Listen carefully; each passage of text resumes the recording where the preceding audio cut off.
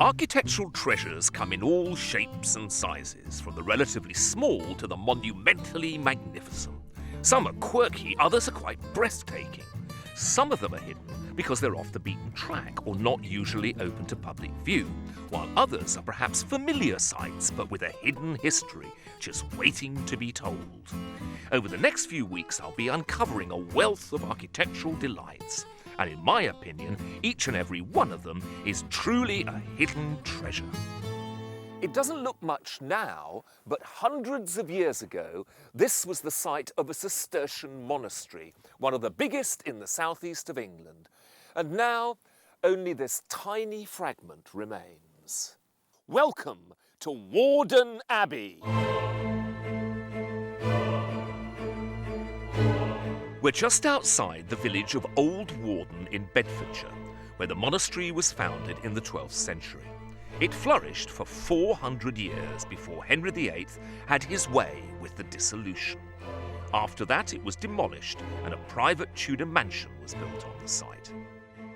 What we see now is part of that building, with some elements of the monastery still remaining. This rather fine room is thought to have been the abbot's parlour. And downstairs, this wonderful inglenook fireplace where the famous Warden pair may once have been stewing away on an open fire. And talking of fruit, right next door is the Warden Abbey vineyard, a thriving business. This is the very same spot the Cistercian monks planted their vineyards. If you were a Benedictine monk, you were allowed, nay encouraged, to drink a gallon of wine a day. But the Cistercian monks at Warden Abbey weren't allowed to touch a drop. They planted a vineyard so they could provide good wine for travellers and visitors. But needless to say, some of the monks succumbed to temptation. During the lifetime of the monastery, discipline gradually broke down. By the time of the dissolution of this monastery in 1537, there were just 15 monks left, and the abbot completely lost control. According to contemporary accounts, one monk spent all night in the nearby town of Shefford drinking and returned to the monastery only just in time for matins. And another was found in the vineyard with a brothel woman. How disgraceful. But there's no doubt that Warden Abbey was an important Cistercian site. Several major archaeological excavations have been carried out, and some quite spectacular finds have been made. This beautiful medieval tiled pavement is now on display in Bedford Museum. It's one of the most intricate and elaborate in existence. And just look at this magnificent bearded face. It would have been set into the tiled floor of the Abbey church, just like a giant jigsaw.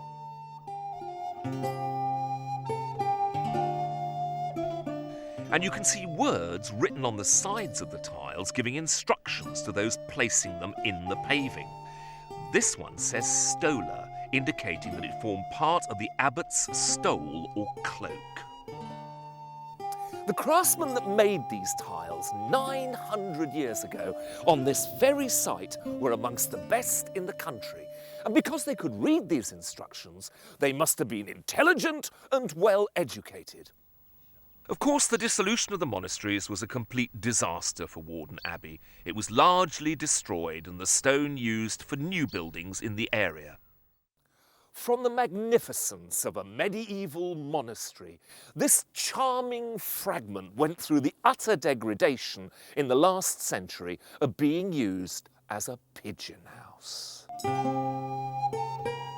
But over the past few years, it's been painstakingly restored by the charity The Landmark Trust, which leases the property from the Whitbread family.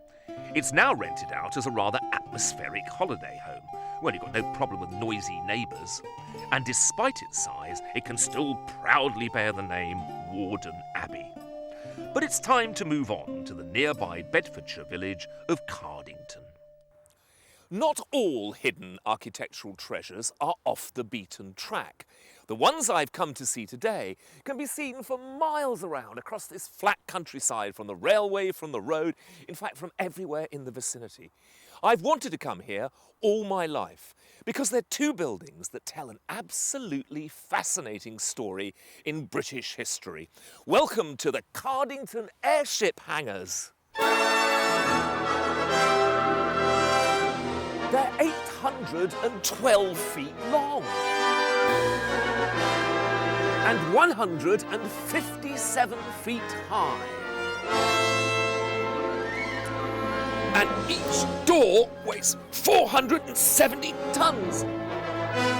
It's big enough to house over 8,000 double-decker buses, or if you prefer, the Ark Royal.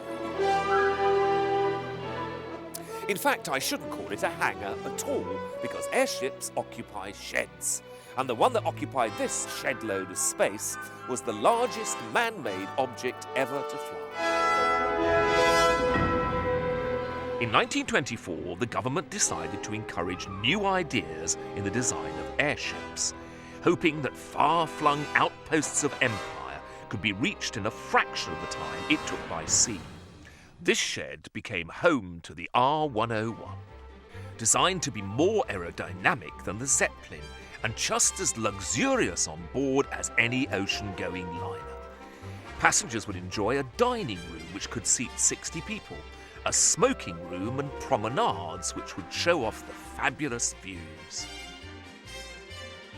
Meanwhile, an alternative project was being developed in Yorkshire by the designer Barnes Wallis, who was later famous for the Dam Busters' bouncing bomb. His calculator was the novelist Neville Shute. His ship was 700 feet long and travelled at 64 miles an hour. It even came complete with a ballroom for its 100 passengers. This other ship, the R100, made its final trip to Canada. It was a great success and heralded a new era of commercial air travel. In 1930, someone actually paid £20,000 for a trip to New York, but this was not to be. The triumphant R100 was brought to Cardington.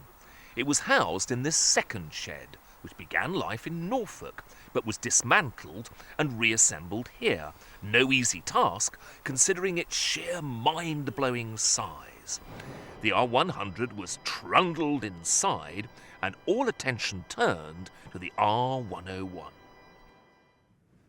Perhaps encouraged by the success of the R100's flight to Canada, it was decided that the R101 would make its maiden voyage to India, despite not having completed its trial flights. Perhaps, too, there was pressure from the government. Lord Thompson, then Secretary for Air, was keen to get to India and back in time for an important conference. In all fairness, before the flight, he wrote, "You mustn't allow my natural impatience or anxiety to start to influence you in any way." But just 2 days later, on the evening of the 4th of October 1930, the R101 set off from Cardington. Its first scheduled stop was to be Egypt, but at 2 a.m. as it was travelling over France, the airship seemed to be having difficulties with the gusting wind. It made a steep dive and furniture started to slide across the floor. It's reported that one crew member said, "We're down, lads." After a second dive, the nose of the R101 hit the ground and fire broke out. The gas bags on board exploded, and the airship, along with so many hopes and dreams, went up in flames. 48 people died, including Lord Thompson. They were all accorded full state honours with a memorial service at St Paul's Cathedral, after which the coffins of the victims were brought by train to Bedford and carried 2 miles to Cardington Cemetery. The names of all the dead are commemorated on a plaque in St Mary's Church. After the tragedy, the R100 remained in its hangar at Cardington. There was much government deliberation and no small measure of politics, following which it was decided to end the whole adventure because it was too expensive. Once it was all over, the R100 was sold for scrap for a mere £450 and dismantled in November 1931. What a tragedy of invention.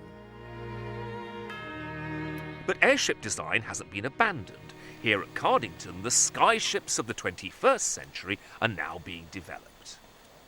David, you're an airship pilot. Is there much future in this job? Yes, I'm one of the few. There's a great future in here. I've been flying airships for 21 years now, and the great advantage is long endurance and comfort and space. Everyone remembers the Hindenburg and the R101, perfectly safe. Those were all explainable as aircraft crashes are. Everything has a reason. It was all the hydrogen was the problem, wasn't it? Hydrogen was a problem.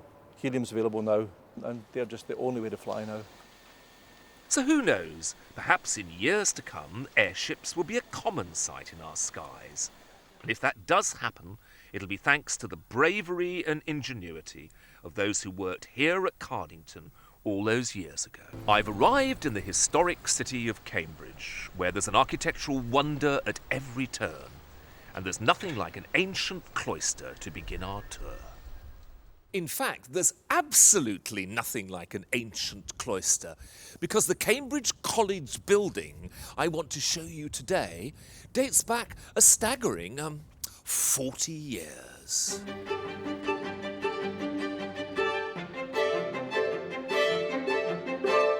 This is New Hall, an all-women college completed in 1965 by the architects Chamberlain, Powell and Bond. It's a startling contrast to the medieval magnificence of Cambridge's best-known colleges. The principal building material is concrete, and the architects that designed it went on to realise the concrete megastructure that is the Barbican in London. They were hailed as great visionaries, but 35 years later, the building was close to catastrophe.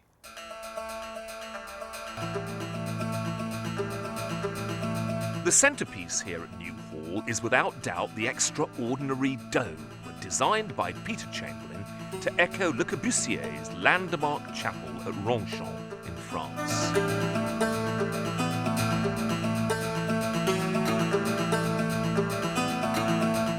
The dining room is wonderfully light and airy, with the dome rising above.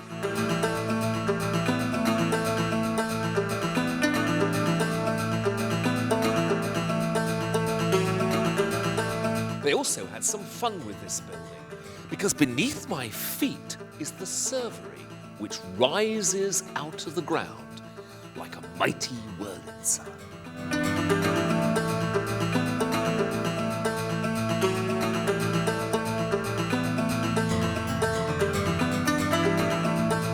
Sadly, health and safety regulations mean that nowadays it can only be used for special occasions. New Hall is a leading example of 1960s architecture.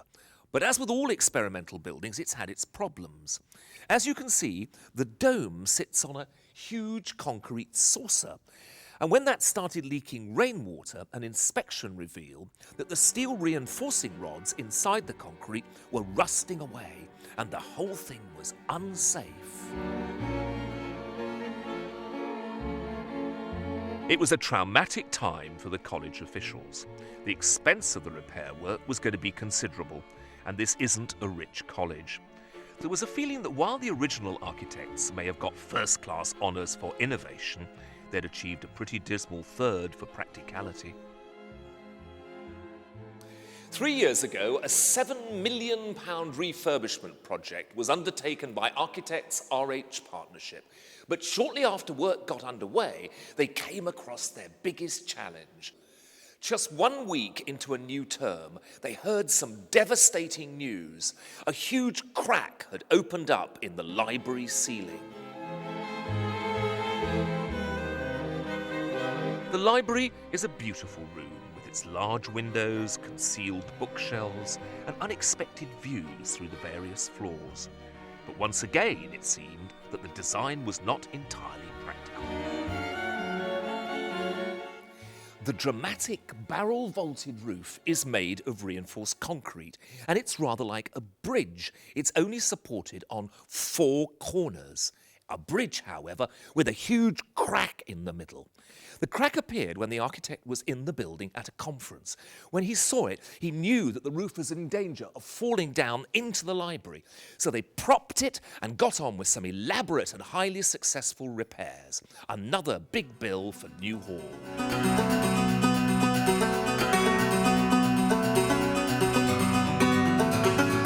By the end of 2003, the huge refurbishment programme was completed. The library is now solid as a rock. Most recently, Fountain Court has been spruced up. David, this is clearly a building that's had lots of problems. What were the biggest challenges facing you as its architect? Well, the biggest challenge initially was the fact that the structure was in a poor state and about to collapse in certain areas. So the first thing we had to do was to make sure that the building stayed up. Had to make it safe? Yes, absolutely. But the biggest challenge really beyond that was to make it warm and comfortable and a building for the 21st century. It was designed in the 60s and, to be quite frank about it, it was cold, drafty, not a comfortable place to dine or to live in.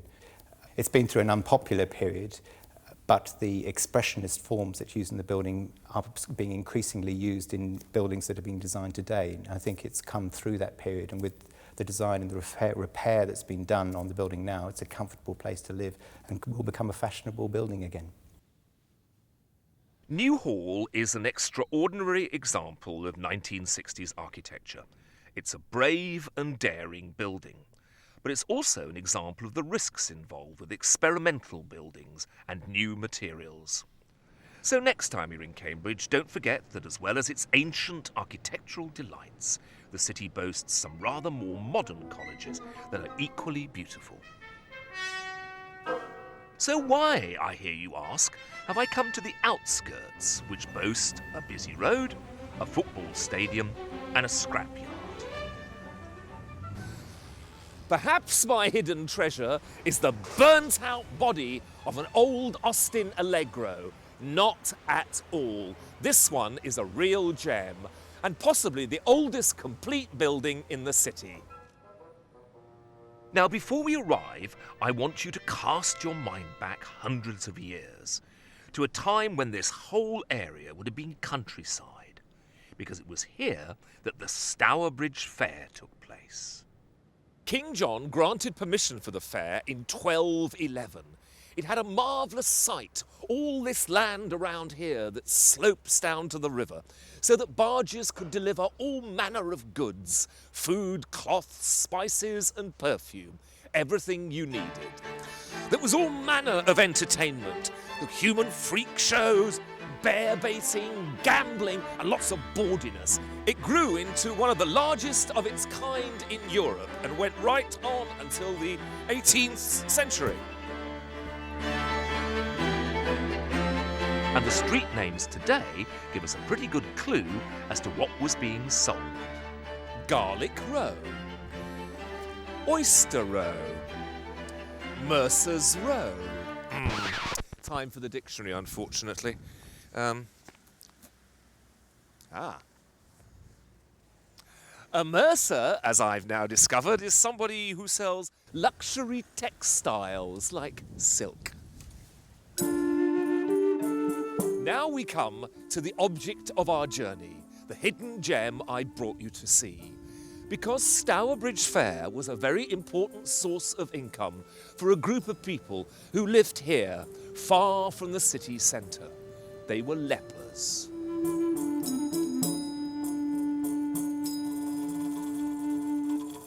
This is the Stourbridge Leper Chapel, which was built in the 12th century as a place of worship for the nearby leper hospital.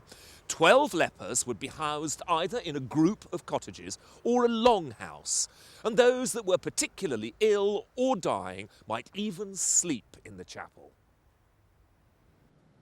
Leprosy was regarded as highly contagious, so this chapel and the hospital which has now disappeared would at the time have lain some considerable distance from Cambridge itself. And yet it isn't tucked away out of sight. Even in those days, the Newmarket Road would have been one of the main roads into the city. Why was it given such a conspicuous site? So that passers-by could see the piety and generosity of the city's bigwigs. Look how wonderfully we look after the sick. Aren't we marvellous? Aren't we wonderful? Aren't we gracious in the sight of God? Leprosy was rife between the 11th and 14th centuries, though no one's absolutely sure about how it reached Britain. It was perhaps brought back by the Crusaders, returning from the Middle East. But wherever this ghastly disease came from, what we do know is that from the middle of the 12th century, over 150 leper hospitals were established in England. This simple Norman building consists of a nave, where the patients would stand, sit, or even lie down to worship, and a chancel containing the altar. Around the doorway and the chancel arch, you can see this beautiful zigzag decoration. It was generally accepted that lepers did not mix with the rest of society. A newly diagnosed patient would be taken to a priest, who would say a special mass of separation, which was in fact a series of instructions to the new leper. Some lines from that mass go like this. Do not wash or drink in a stream or fountain. It was generally believed that leprosy was spread by water. I forbid you to enter an inn. If you wish for wine, it will be funneled into your own keg. Do not walk in narrow lanes, lest you brush up against a stranger. Go downwind of people before you talk to them. Lepers were obliged to carry a bell or a clapper to announce their approach. As the fair became less popular, the chapel fell into disrepair and was gradually engulfed by Cambridge's urban sprawl. Happily, it's now in the safe and capable hands of the Cambridge Preservation Society. I'm delighted to say that once again it's being regularly used as a place for worship.